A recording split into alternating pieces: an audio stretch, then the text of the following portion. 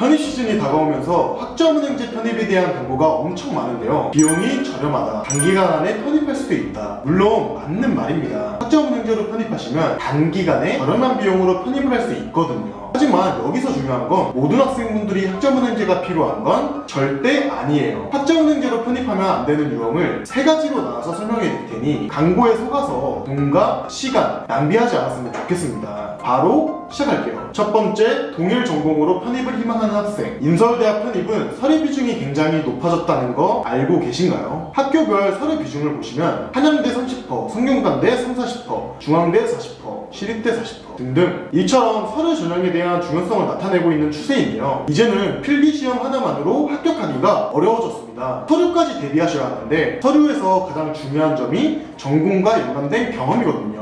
그렇다 보니 편입하려는 학과랑 동일 전공이라면 서류나 면접에서 훨씬 유리하기 때문에 굳이 학점은행제를 진행하실 필요가 없습니다. 이런 분들은 오히려 마이너스라는 거죠. 또한 편입은 3학년으로 입학하다 보니 수업을 따라갈 수 있을지 걱정하시는 분들도 많을 거예요. 특히 전기, 기계, 화학, 물리 이런 이공계열 학과들은 전공 베이스를 따라가기가 매우 힘든 편이죠. 실제로 이공계열을 편입하신 분들의 이야기를 들어보면 전공 공부를 따라가기가 매우 어려워져서 매일 도서관에서 공부를 하고 계절학기를 통해서 추가적인 학점도 채워졌다고 하더라고요. 동일 전공이신 분들은 웬만하면 일반 편입을 하시거나 최소 2학년은 마치고 전공 과목 이수하신 뒤에 학점은행제를 진행하시는 걸 추천드려요. 두 번째, 인서울대학교 재학 중인 분들. 애초에 인서울학교를 다니는 분들은 공부 베이스가 좋은 편이에요. 그렇다 보니 학교를 다니면서 편입에 성공하시는 분들도 많더라고요. 그리고 이런 분들은 편입에 떨어진다고 하더라도 돌아갈 곳이 있습니다. 보험이 있는 셈이죠. 만약 여러분들이 인서울대학 학생이라면 굳이 학점은행제를 하려고 할까요? 절대 아니에요. 물론 편입에 목숨을 건 사람이라면 휴학을 때리고 학점은행제를 편입을 하는 게 맞지만 그 정도가 아니라고 하시면 굳이 학점은행제를 진행할 필요가 없습니다.